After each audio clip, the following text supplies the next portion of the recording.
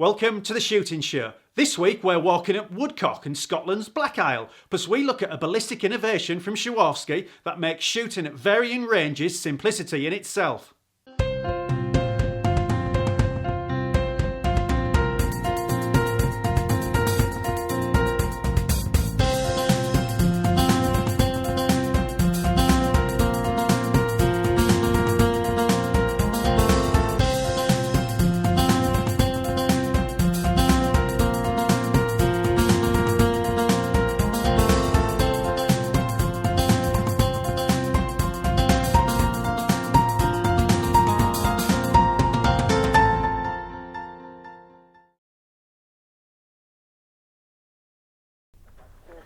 We have trekked to the Black Isle to capture some woodcock shooting with Italian guests before the end of the season. On this shoot they do things differently, shooting the birds over setters with bleeper collars. These indicator collars are absolutely necessary on this type of terrain as the dogs will often be out of sight. It isn't a traditional grouse moor like most English sportsmen would expect to see setters work. This is an Italian job. Leading sporting agent Hamish Cromarty from the Black Islander Company tells us how it's done and what to expect. Well, today is the last day of the woodcock season and we're shooting in the Black Isle with Italian clients with their own pointing dogs brought especially over for the job from Italy. We'll take them to sort of a traditional woodcock where we know there's woodcock in these wooded areas and heathery areas, and there's sometimes thick wood, sometimes birch, sometimes sparse whins and gorse, etc., etc. And depending on the weather conditions and the type of, the month it is, we go to designated areas and they go out in twos or threes, and it means a great deal to them. They travel a long way and bring their dogs, and especially converted vehicles all the way from Italy, and normally from Milan area, etc., and over to north of Scotland via the ferry. Clients fly in to normally Edinburgh Airport, get picked up there, taken north to where they're staying, normally in a lodge, and then on a daily basis in the morning they're collected and taken to different areas by guides and let loose, really. Normally we try and point them in the right direction. Sometimes they do object a little bit because they don't think it's the right areas, but basically when in Rome, do as the Romans. So we try and stick to that basis. So we think we know, not the best, but we think we know a little bit better about where the birds might be. So we try and guide them as best we can. One gun's wife has found time to text back home all the joys of tramping around after woodcock with hubby and friends, but there's no rest for the guns as they make their way through the forestry. Best practice is adhered to at all times.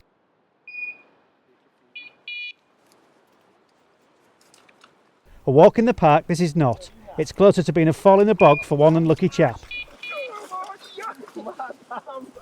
Woodcock are popular quarry with continental shooters. These sportsmen have come from far and wide to hunt here. Shooting guide Ugo tells us why. I bring the client in Scotland for shoot woodcock. I drive and I don't know where. I phone Hamish for any problem, and I go with the hunter in the wood, in the trees, for found woodcock.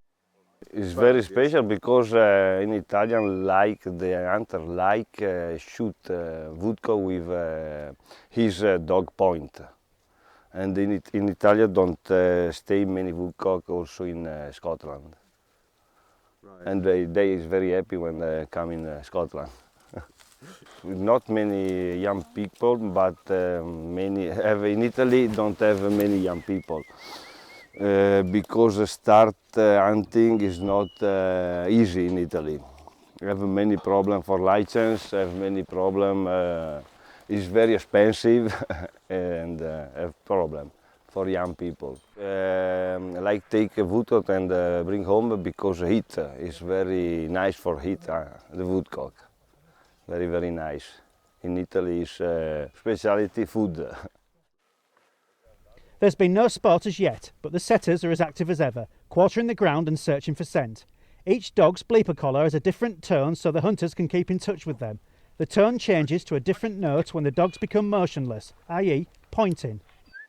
In the main they're English setters. They bring the odd other setter, Irish setter, and they bring the odd German short-haired pointer, but in the main they're all English setters, which seem to be best suited for the job because they run all day with incredible stamina and energy.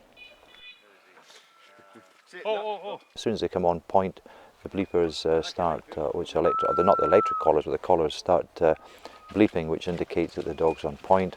Then excitement builds, and then they all, well, hope not rush off, but they all go in the direction of where the dog is on point, and hopefully flush the bird and shoot it. Right on cue, there's a chorus of beeps from the dog's collars indicating they're on point. The excitement rises as this could be the first bird of the day.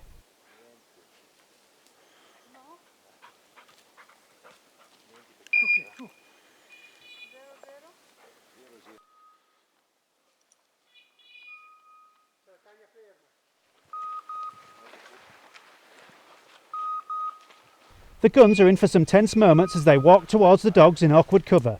When in range, the setter will then be encouraged to flush. Questa qua finisce avanti lì. Sta in strada che io vengo avanti. Brrr. È qua, beh? Via, via. Woodcock are fast risers with a jink in flight. Quick reactions and safe, accurate shooting will be needed to take them down. Hamish stands back with his Labradors at heel. They will be needed for the retrieve, as setters only point. They do not normally recover game. We've joined one promising gum to cover with the camera. Predictably, the first shot comes from another.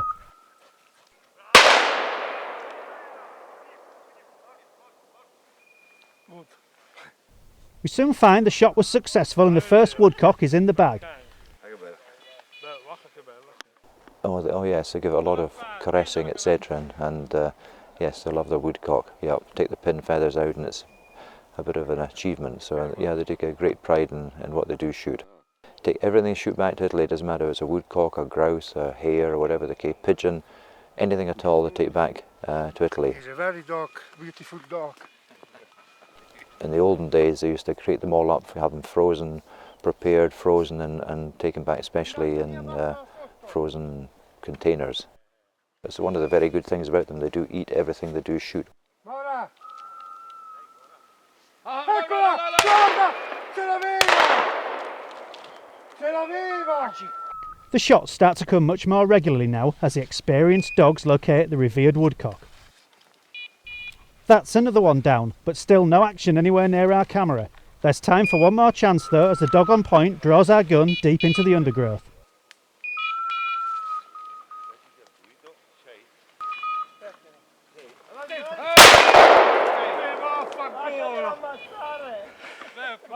A lot of them have been at it a long time, and yeah, they're pretty good. They're pretty good at what they do. Most of them, I've got to say. Some are pretty crack shots, yeah, but they don't let much get away, I've got to say.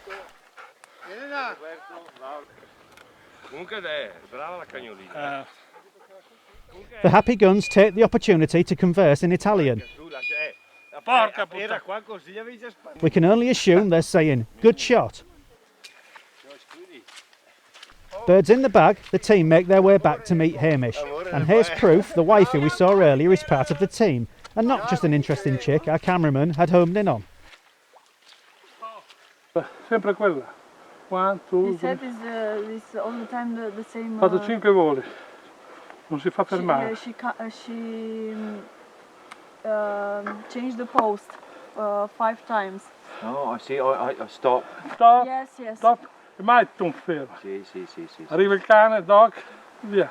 Sì. Insomma, cane, stop, via. It's very interesting. It's very interesting. 5 volte. The lady translator explained that the setter pointed the woodcock 5 times, and Hamish proved his wide grasp of Italian. See? See? See? See? The guns have done well today in less than ideal conditions, but the real stars of the show were the setters.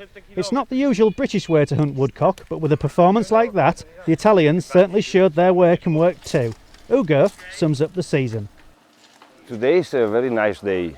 See, I think 10, 12 woodcock, shoot 4, 5 and take 2 woodcock. Oh, very nice, very nice. For the client is very nice. Very nice season. Last year and 2 years ago, not so many nice, but this year is very nice season. Shoot many woodcock, many. Happy. But it's happy all day. When coming with Amish is very happy all time. happy. Some happy Italian hunters heading back to the continent there. And now, the Shooting Show news. This is the Shooting Show news. Foxes are in the spotlight once again, with a fresh spate of news stories about urban foxes attacking humans. This has prompted the media to ask whether fox numbers are on the rise, and whether a cull in urban areas might be necessary. Shooting groups have urged the public not to feed foxes or make them comfortable with human contact. Goose shooters face further legislation after Welsh Government proposals emerged to ban the shooting of Greenland and white-fronted geese. In 2012, an estimated 2,400 white-fronted geese visited Great Britain, along with 10,000 Greenland geese. BASC said a voluntary no-shooting approach could be extended across Wales, and it did not believe legislation was necessary. A public consultation on the ban closes on the 19th of April. Follow the link on screen to respond. This year's British Shooting Show has been confirmed as the biggest ever, with visitors flocking to Stoneleigh over the two-day event. We reported on the highlights last week, and show organisers have now released their take on the weekend. They said visitor numbers had increased by 25% on the previous year, and planning for next year was already underway.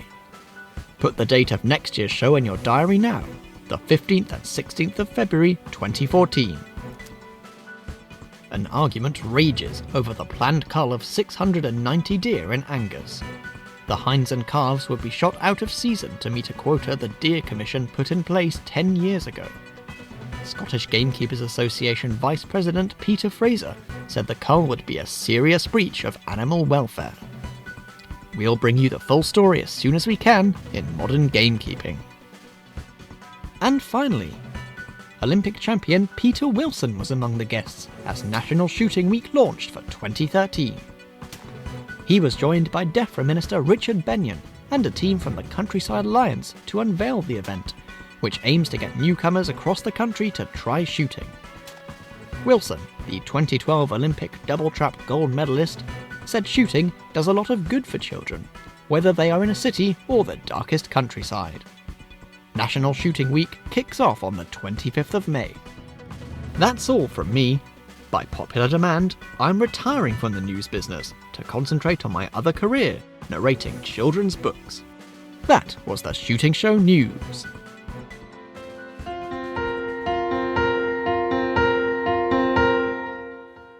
This week, Sporting Rifles' Tim Pilbeam shows you how to medium-range varmint the easy way. First though, to the workbench to mount up his new Swarovski scope correctly. After levelling the rifle on the scope base, the barrel is clamped and levelled as a benchmark. Tim explains. It's very important that the scope is lined up with the rifle, and I'm using a professional alignment kit from Wheeler, available in this country. It's about £80 or £90, and what we do is making sure that everything's actual level here. The rifle's level here, and what we're doing here is making sure the actual scope is. So I'm going to move the scope around. You can see the bubble moving there. With the Swarovski scope sorted, Tim checks the trigger pull and fits a bipod ready for the range work.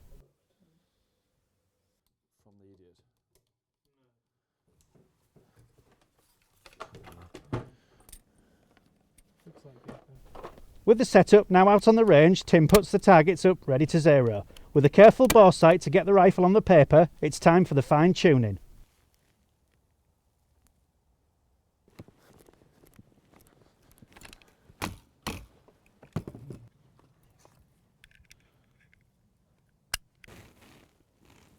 Ammo loaded, there's just time for the final adjustments before Tim shoots one last group. Now, the serious range work can begin.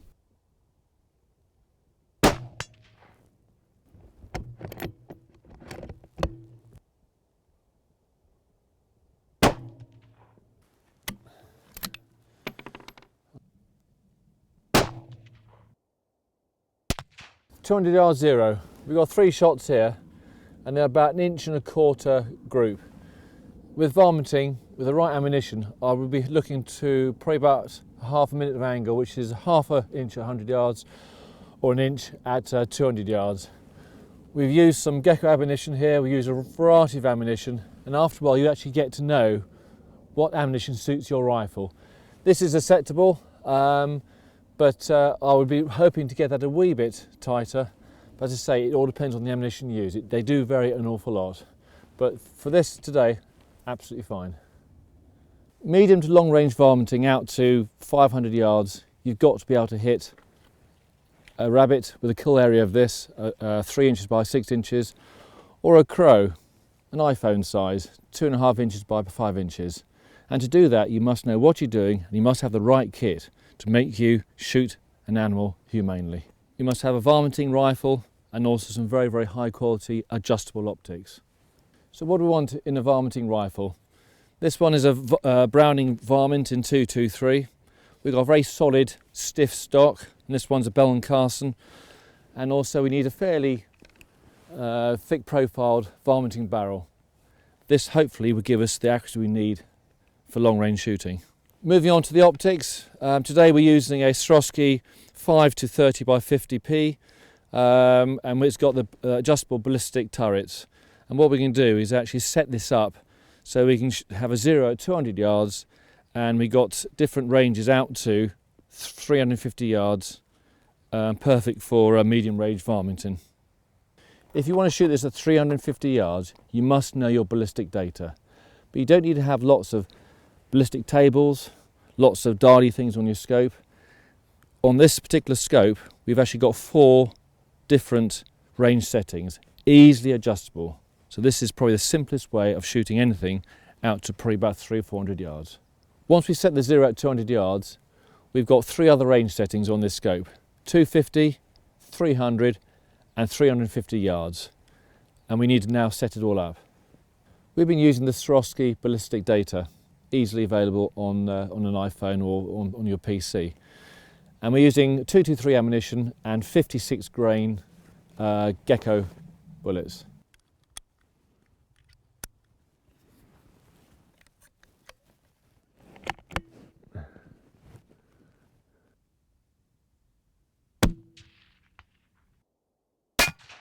Using the data, at 250 yards we should be 4 clicks up, so we've adjusted 4 clicks. I've tested that and it's actually spot on. Then at 300 yards it's another 4 clicks, and I've tested it and it's actually spot on. And then at 350 yards I shot it and it was actually a fraction low, so I've actually gone an extra click. So instead of 4 clicks I've actually gone 5 clicks. So this rifle now will shoot anything from 200 yards out to 350 yards by simply turning the dial. How easy is that? So we've set the rifle up. We've got a 0 at 200 yards, and we've got ranges out to 350 yards set on our ballistic turret on this Swarovski scope. Now, but what happens actually in the field as such? We've got a target down there which is 355 yards away. I can feel actually there's about 3 or 4 miles an hour of wind coming from that direction there. Now I know that's actually probably moved my bullets probably about 2 or 3 inches. We're shooting at a crow which has got a kill area about that size at an angle. 2 or 3 inches is the difference between hit and miss. So it's very, very important to make sure you actually take that in consideration and spend time, feel it. I can feel it's coming on and off, but it's probably the most single important thing when you're actually looking at shooting at longer distance. The other thing we need to look at as well is safety. If you start shooting at longer distance, safety is a big concern. It always is anyway, but at longer ranges, things start moving, you're further away, you can't see people, you can't see animals, so you must spend a lot of time with the binoculars checking all the way around your target. Obviously backdrop goes without saying, but you must keep checking all the time. You're not right on the target, you're further away. One of the most important aspects of accurate long-range shooting is stable platform. Now starts with the stock. We've got a very, very strong stock which doesn't bend at all. I've got a bipod on the front, and also towards the back I've got some form of support. In this case I've got an old sandbag, and that gives me a completely stable platform. Nothing moves at all. I keep moving around and the rifle sits there. Most varminting rifles have a trigger pressure from say £0.5 to £2. So it's very, very important you actually feel that trigger. use the very end of your trigger finger. Also, when it comes to your cheek, make sure your cheek is spot welded to the stock. This stock's a wee bit low for me. What I'll probably do is actually invest in a raised cheek piece and then make sure that I'm actually fully aligned with the scope. Where does the front hand go? A lot of people prefer to use the hand on the fore end. Very often with long range shooting, it's actually grabbing the back of the actual stock itself, right on the butt. Now I can squeeze my sandbag and it raises and lowers the rifle. That's probably the most stable position you actually can use. All we've got to do now is dial the scope to 350 yards and let's see if this theory works.